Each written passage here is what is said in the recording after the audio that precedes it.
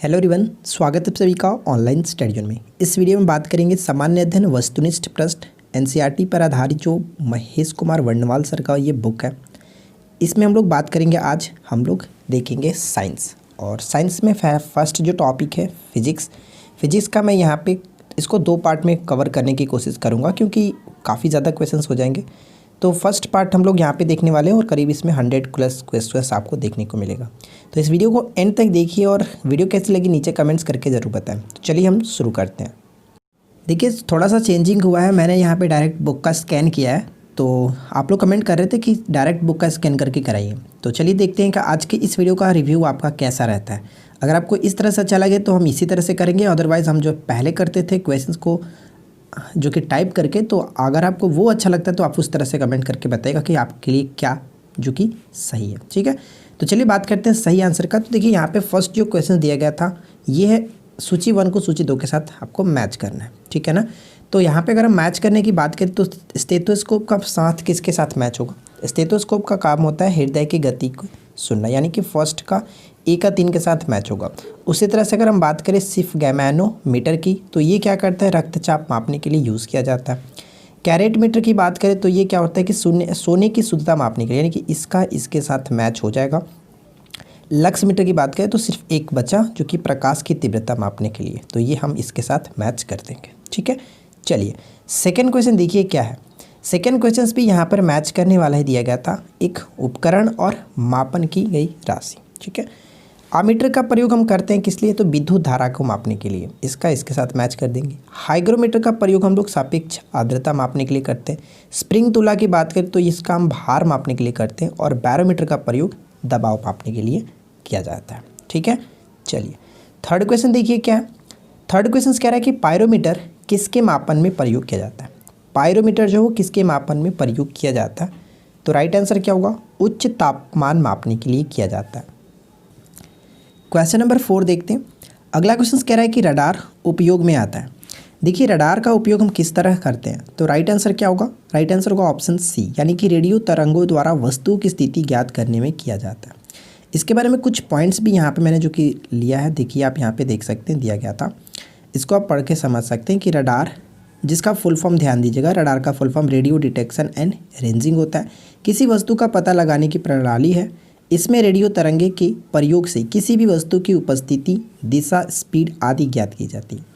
Radar का उपयोग जो है वायुयानों, जहाज़ों, निर्देशित मिसाइलों, मोटर वाहनों आदि की अवस्थिति का पता लगाने के लिए किया जाता है। ठीक है, तो फिलहाल सबसे ज़्यादा इंपॉर्टेंट यहाँ पे है कि इसका फुल फॉर्म, ठीक है, और इसमें देखिए रेडियो तरंगों का प्रयोग किया जाता है, ये इंपॉर्टेंट हो जाता है। ठीक है ना। अगला प्रश्न बनता है कि निम्न में से भूकंप मापी यंत्र कौन सा है, तो सही आंसर क्या होगा, सिस्मोग्राफ। ऑप्शन हम बी को टिक करेंगे, सिस्मोग्राफ भूकंप मापी यंत्र है। नेक्स्ट क्वेश्चन कह रहा है कि महासागर में डूबी हुई वस्तुओं की स्थिति जानने के लिए निम्न में से किस यंत्र का प्रयोग किया जाता है, तो सही आंसर क्या होगा, सोनार का प्रयोग करते हैं। ऑप्शन हम यहाँ पे डी को टिक करेंगे, सोनार। ठीक है, चलिए आगे की तरफ बढ़ते हैं। अच्छा, सोनार का फुल फॉर्म क्या होता है ये भी पूछा जाता है, तो ध्यान रखिएगा, सोनार का फुल फॉर्म होता है साउंड नेविगेशन एंड रेंजिंग। ठीक है, सोनार। चलिए अगला क्वेश्चन देखिए। नेक्स्ट क्वेश्चन यहाँ पे जो कि मैच करने वाला है, क्या कौन किसके साथ मैच होगा, इसको मैच करके देखते हैं। इकाई है और इसका प्रचाल है। तो देखिए वाट क्या होता है, वाट शक्ति का यूनिट है, तो यहाँ पे हमारा ए का 4 के साथ मैच होगा। नॉट की बात करें तो नॉट क्या है, तो नॉट हम कहते हैं जो हमारा समुद्र की जहाज़ की गति होती है उसको हम कहते हैं। ठीक है, तो यहाँ पे हमारा बी का 3 के साथ। नॉटिकल मील की बात करें तो ये समुद्री दूरी होती है, नॉटिकल मील में मापी जाती है। और प्रकाश वर्ष अंतरिक्ष में दूरी, यानी कि प्रकाश वर्ष जो कि दूरी मापी जाती है। ठीक है, तो ये हमारा ऑप्शन ए के साथ मैच होगा। चलिए नेक्स्ट क्वेश्चन देखिए। नेक्स्ट क्वेश्चन भी हमारे यहाँ पे सूची 1 सूची 2 के साथ मैच करना है, तो चलिए मैच करके देखते हैं कौन किसके साथ मैच होगा। उच्च वेग अगर हम बात करें तो यहाँ पे किसके साथ मैच होगा, बताइए। देखिए उच्च वेग अगर हम बात करें तो फर्स्ट का क्या होगा, तो फर्स्ट का हम मैक के साथ टिक करेंगे। जैसे मैं आपको बता दूं कि मैक, इसको लिखा कैसे जाता है, MACH, मैच लिखा जाता है, मैक। ठीक है, उच्च वेग को प्रदर्शित करने का एक मात्रक होता है। मैक संख्या वायु में ध्वनि की गति जो होती है, मैक संख्या वायु में ध्वनि की जो गति होती है 343 मीटर सेकंड होता है, ठीक है, कि तुलना में वायुयानों का अन्य वस्तुओं की गति प्रदर्शित की जाती है इसके रिगार्डिंग, तो ये थोड़ा सा ध्यान रखेंगे। तरंग दैर्घ्य की बात करें तो तरंग दैर्घ्य जो है वो किस तरह से मापा जाता है, एंगस्ट्रम में, यानी कि इसका भी इसके साथ मैच होगा सामने सामने। दाब देखिए पास्कल के साथ मैच होगा, दाब का मात्रक पास्कल। और जल प्रवाह की बात करें तो ये क्यूसेक। तो यहाँ पे चारों के साथ एक अच्छे तरीके से मैच किया गया था, तो हम कह सकते हैं करेक्ट होगा, ठीक है। चलिए देखिए नेक्स्ट क्वेश्चन कह रहा है कि एक पारसेक यानी कि तारों के मध्य दूरी मापने का मात्रक होता है और पारसेक की दूरी की सबसे बड़ी इकाई होती है, ध्यान रखेंगे। कितना होता है एक पारसेक बराबर कितना होता है? तो मैं आपको बता दूं कि एक पारसेक का जो वैल्यू होता है वो कितना होता है 3.25 प्रकाश वर्ष। यहाँ पे ऑप्शन हम बी को टिक कर सकते हैं। और अगर हम बात करें एग्जैक्ट वैल्यू कितनी होती है तो 3.262, ठीक है, 3.262 प्रकाश वर्ष, लाइट ईयर कह सकते हैं। तो ये ध्यान रखेंगे, ऑप्शन हम बी को टिक करेंगे। नेक्स्ट क्वेश्चन कह रहा है कि एक हॉर्स पावर में कितने वाट होते हैं? देखिए 1 HP पूछ जाता है अक्सर कि 1 HP बराबर कितना होता है। 1 HP 746 वाट के बराबर होता है, ऑप्शन हम यहाँ पे सी को टिक करेंगे। नेक्स्ट क्वेश्चन दिया गया कि एक माइक्रोन बराबर होता है, एक माइक्रोन 1/1000 मिलीमीटर, ऑप्शन सी को टिक करेंगे, ठीक है। देखिए माइक्रोन अथवा माइक्रोमीटर भी कह सकते हैं, तो ऑप्शन हम यहाँ पे बिल्कुल सी को टिक करेंगे। इसके बारे में कुछ पॉइंट्स यहाँ पे आप इसको पढ़िए, जैसे कि माइक्रोन अथवा माइक्रोमीटर अत्यंत सूक्ष्म लंबाई मापने की इकाई होती है। इसका प्रयोग अवरक्त विकिरण की तरंगदैर्घ्य, जैविक कोशिकाओं, जीवाणु तथा रेशे का आकार मापने में किया जाता है। एक माइक्रोन 10⁻⁻6 मीटर के बराबर होता है, जिसे 1/1000 मिलीमीटर भी लिखा जाता है। तो ये 2 पॉइंट है, इंपॉर्टेंट है, डायरेक्ट ये भी पूछा जाता है और डायरेक्ट ये भी दिया जा सकता है, ठीक है। नेक्स्ट क्वेश्चन बनता है कि एक नैनोमीटर होता है, एक नैनोमीटर कितना होता है? तो एक नैनोमीटर की वैल्यू अगर हम बात करें तो यहाँ पे करेक्ट आंसर होगा हमारा 10⁻⁻7 सेंटीमीटर, ठीक है। ध्यान दीजिएगा कि अगर हम बात करें मीटर में कितना होता है तो मीटर में 10⁻⁹ मीटर होता है, ठीक है, लेकिन सेंटीमीटर में ऑप्शंस में दिए गए तो इसलिए हम यहाँ पे 10⁻⁷ सेंटीमीटर को टिक करेंगे। अगला प्रश्न ये कह रहा है कि क्या कारण है कि व्यक्ति चट्टान पर प्रहार करते हुए चोटिल हो जाता है? तो बहुत सिंपल सी भाषा में अगर हम कहें तो ये होता है प्रतिक्रिया, यानी कि न्यूटन के गति का जो तीसरा नियम है वही यहाँ पे लागू होता है और इस कारण से व्यक्ति को चोट लगता है। प्रतिक्रिया यहाँ पे बिल्कुल सही आंसर हो जाता है। अगला प्रश्न ये कह रहा है कि एक समान गति के साथ एक वस्तु क्या होगा? सही आंसर यहाँ पे हो जाएगा त्वरित हो सकती है, ऑप्शन हम बी को टिक करेंगे, त्वरित हो सकती है। यदि कोई वस्तु एक समान गति कर रही हो तो उसका वेग नियत होगा। एक समान गति के साथ कोई जो पिंड है या फिर वस्तु है त्वरित हो सकती है, जिसे हम एक समान त्वरित गति कहते हैं, ठीक है।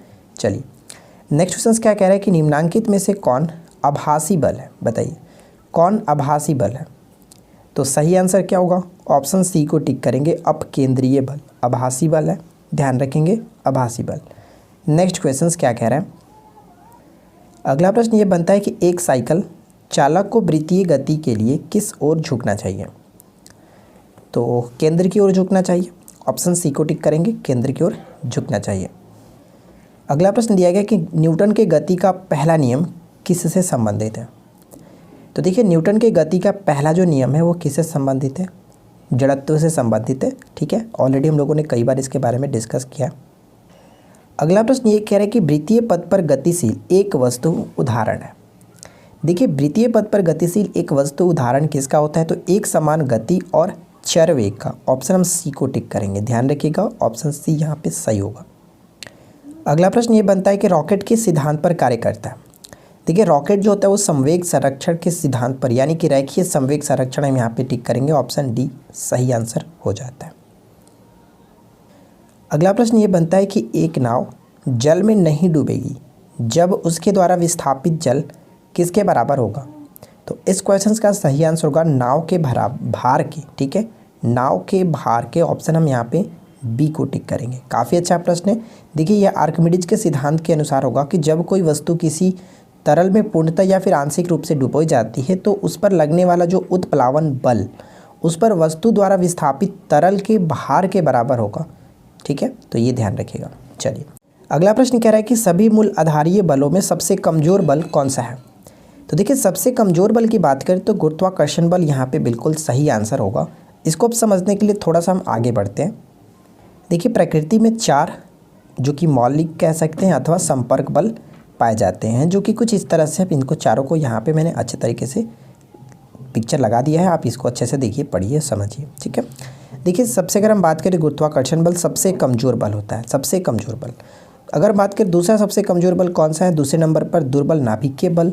सबसे शक्तिशाली बल की अगर बात करें तो शक्तिशाली बल में विद्युत चुम्बकीय बल। अगर सबसे शक्तिशाली बात करें तो प्रबल नाभिकीय बल, यहाँ पे सर्वाधिक ये शक्तिशाली होगा। तो कुछ इस तरह से अरेंज है। अगला प्रश्न ये कह रहा है कि वृत्ताकार पथ पर गतिशील वस्तु यदि एक चरण पूर्ण करने में 1 सेकेंड लेती है तो इसका औसत वेग क्या होगा। राइट आंसर यहाँ पे हो जाता है ऑप्शन डी, 0 होगा, ठीक है। नेक्स्ट क्वेश्चन बनता है कि रेल की गति किस प्रकार की गति का उदाहरण है।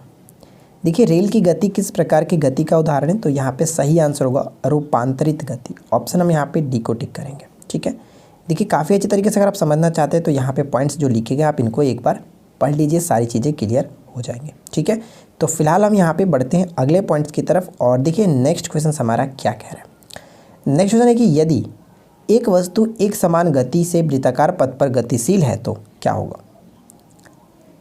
तो सही आंसर क्या होगा, सही आंसर होगा ऑप्शन सी, यानी इसका वेग परिवर्तित होता रहता है। ऑप्शन हम सी को टिक करेंगे। नेक्स्ट क्वेश्चन कह रहा है कि तोप से एक गोला दागा जाता है तो गोले की गति क्या होगी।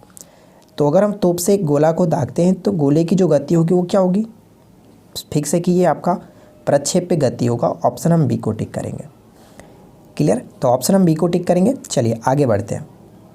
अगला प्रश्न ये बनता है कि क्रिया और प्रतिक्रिया क्या होगा। क्रिया और प्रतिक्रिया समान परिमाण वाले होते हैं, ठीक है, परिमाण वाले होते हैं। ऑप्शन हम बी को टिक करेंगे। न्यूटन के गति के तीसरे नियम के अनुसार ये होता है। आप यहाँ पे इसको पढ़ सकते हैं। देखिए चलो एक बार मैं पढ़ देता हूँ कि न्यूटन के गति के तीसरे नियम के अनुसार सदैव प्रत्येक क्रिया के बराबर परंतु विपरीत दिशा में प्रतिक्रिया होती है। क्रिया और प्रतिक्रिया बल सदैव समान परिमाण वाले होते हैं, ठीक है, क्लियर। आगे देखिए नेक्स्ट कह रहा है कि वॉशिंग मशीन का कार्य सिद्धांत है। तो वॉशिंग मशीन का कार्य सिद्धांत जो है वो क्या होगा, अपकेंद्रण। ऑप्शन हम ए को टिक करेंगे, अपकेंद्रण, जिसको सेंट्रीफ्यूगल फोर्स भी कह सकते हैं। चलिए अगला क्वेश्चन देखिए क्या कह रहा है कि लोलक घड़ियाँ गर्मियों में सुस्त हो जाती हैं क्योंकि जो पेंडुलम क्लॉक्स होती हैं वो क्या होता है कि गर्मियों के मौसम में सुस्त हो जाती हैं, स्लो हो जाती हैं। इसका कारण क्या है, तो इसका कारण है कि लोलक की जो लंबाई है, पेंडुलम की लंबाई जो है बढ़ जाती है। ऑप्शन सी को टिक करेंगे। नेक्स्ट प्रश्न बनता है कि पृथ्वी पर प्लायन वेग कितना होता है। तो पृथ्वी का प्लायन वेग आपको पता होगा 11.2 किलोमीटर प्रति, जो कि किलोमीटर प्रति सेकंड है, ध्यान रखेंगे किलोमीटर प्रति सेकंड, 11.2 किलोमीटर प्रति सेकंड। प्लायन वेग क्या होता है आपको तो पता ही होगा। मैं आपको बता दूं कि प्लायन वेग वह न्यूनतम वेग होता है जिससे कि यदि किसी वस्तु को हम ऊपर की ओर फेंका जाता है, अगर मान लीजिए कि 11.2 किलोमीटर प्रति सेकंड की स्पीड से अगर हम फेंकते हैं किसी चीज़ को ऊपर, तो वो क्या होता है कि पृथ्वी के गुरुत्वीय क्षेत्र को पार कर जाता है और वापस वो पृथ्वी पर नहीं आता है, और इसी को हम कहते हैं प्लायन वेग, ठीक है। देखिए नेक्स्ट क्वेश्चन कह रहा है कि जब किसी बोतल में पानी भरा जाता है और उसे जमा दिया जाता है तो बोतल टूट जाती है, इसका कारण क्या है। तो इसका कारण ये है कि पानी जमने पर फैलता है, यानी ऑप्शन हम ए को टिक करेंगे। ऑप्शन ए हमारा बिल्कुल सही आंसर हो जाता है, पानी जमने पर फैलता है। या फिर हम यूँ कह सकते हैं कि आयतन उसका बढ़ जाता है, ठीक है, पहले की अपेक्षा आयतन बढ़ जाता है। नेक्स्ट क्वेश्चन कह रहा है कि 100 डिग्री सेल्सियस तापमान वाली वाष्प द्वारा उत्पन्न जलन उसी तापमान वाले पानी द्वारा उत्पन्न जलन से अधिक गंभीर होता है, क्यों। तो इसका कारण होता है कि वाष्प की गुप्त ऊष्मा जल से अधिक होती है, यानी ऑप्शन हम सी को टिक करेंगे, वाष्प की गुप्त ऊष्मा जल से अधिक होती है। ऑप्शन सी सही आंसर हो जाता है। अगला प्रश्न कह रहा है कि पसीना मानव शरीर के लिए मुख्य रूप से सहायक होता है, किस तरह से। तो राइट आंसर यहाँ पे करेंगे, शरीर का जो तापमान है नियंत्रित रखने में मदद करता है पसीना, ठीक है। ऑप्शन हम ए को टिक करेंगे। अच्छे तरीके से समझने के लिए आप यहाँ पे दी गई पॉइंट्स को पढ़ सकते हैं, काफ़ी अच्छे तरीके से डिटेल में यहाँ पे लिखी गई है, कोई दिक्कत आपको नहीं होगी, ठीक।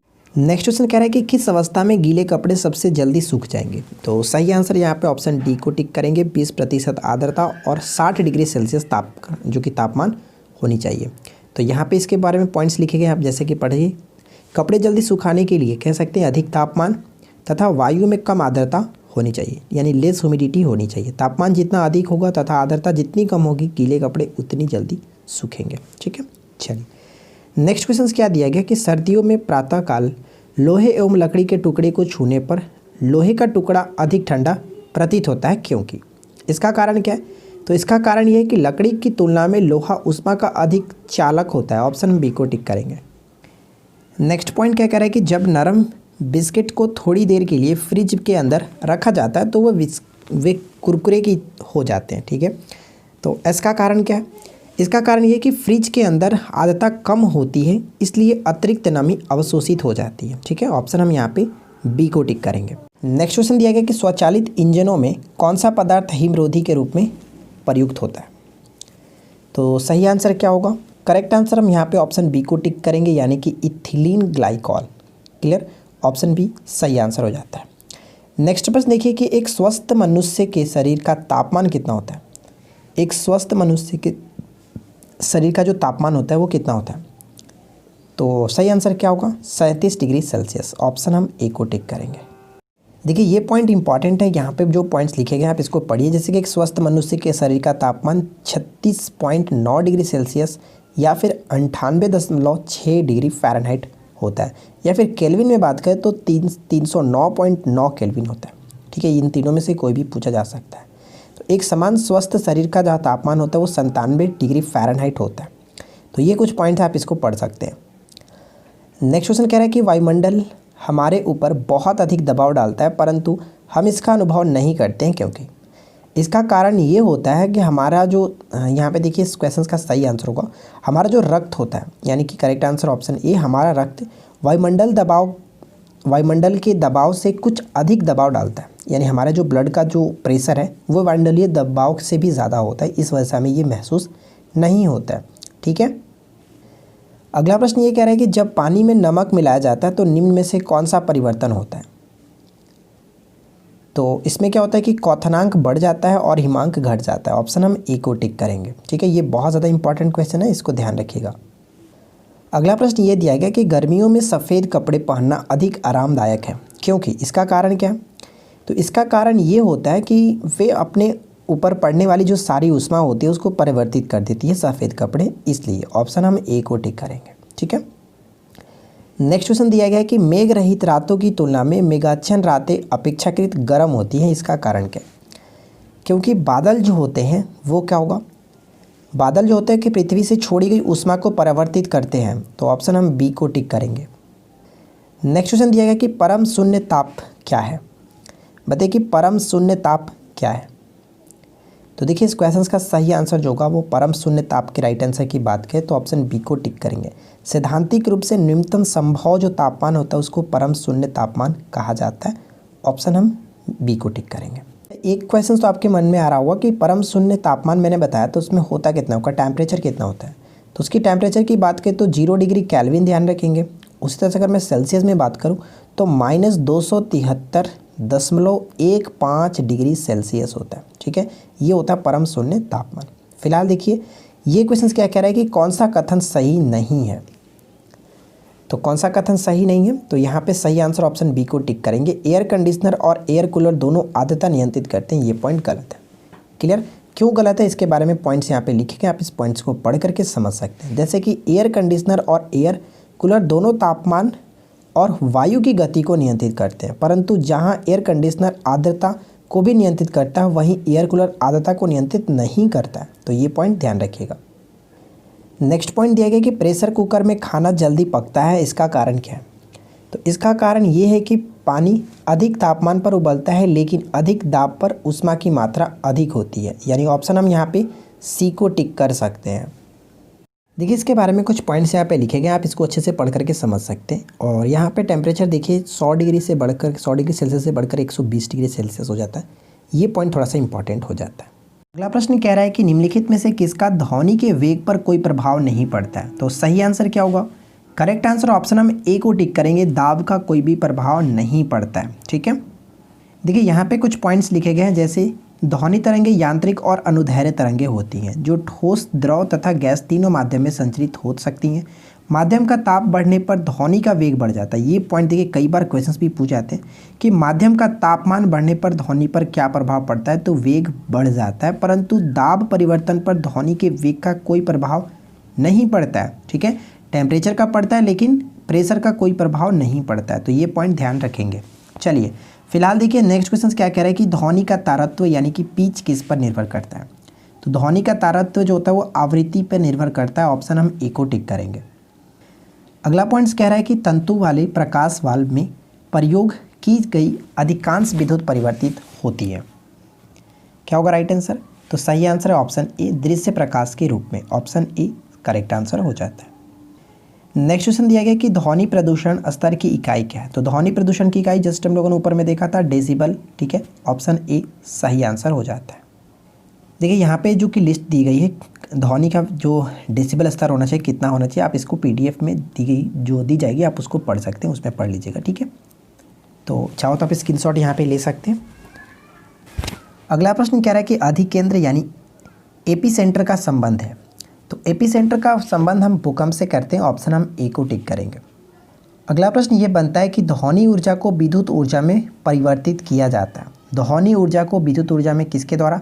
तो राइट आंसर होगा माइक्रोफोन के द्वारा। और जस्ट इसका अपोजिट बात करें कि विद्युत ऊर्जा को ध्वनि ऊर्जा में, तो लाउड स्पीकर के द्वारा। ये दो पॉइंट्स इंपॉर्टेंट हो जाते हैं। ठीक है, चलिए फिलहाल देखिए नेक्स्ट क्वेश्चन क्या कह रहा है कि एक्स रे की खोज किसने की थी। एक्स किरण जो है इसकी खोज किसने की थी? तो रॉन्टजन ने की थी। ऑप्शन बी यहाँ पे सही आंसर हो जाता है। ठीक है, नेक्स्ट क्वेश्चन देखिए।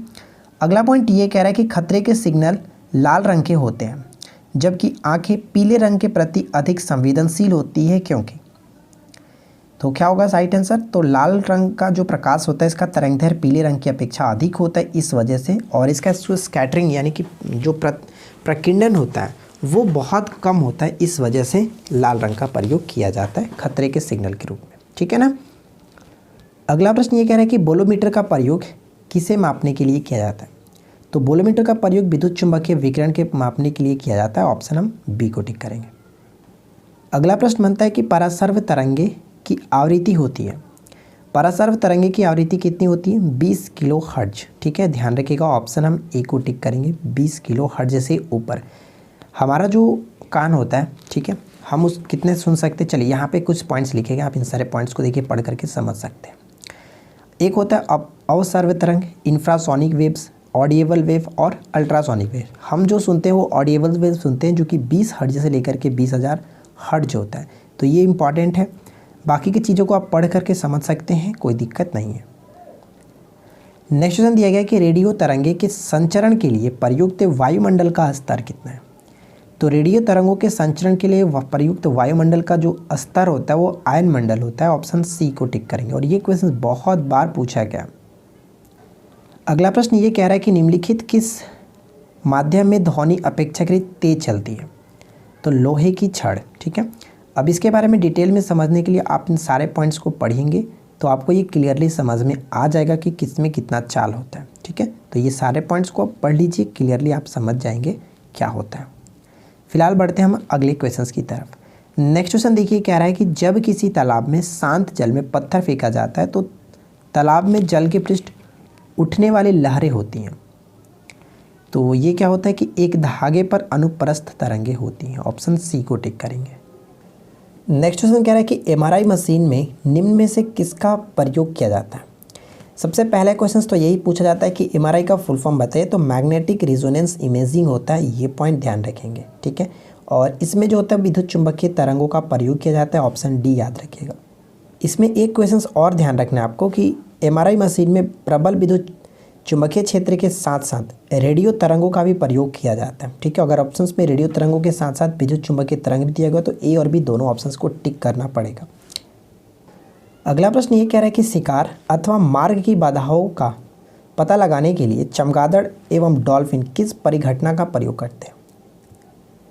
तो राइट आंसर यहाँ पे प्रतिध्वनि निर्धारण। ऑप्शन डी टिक करेंगे। अगला प्रश्न कह रहा है कि ध्वनि तरंगे बताइए। ध्वनि तरंगे जो है वो ठोस तथा गैस दोनों माध्यमों में चल सकती है। ऑप्शन डी को टिक करेंगे।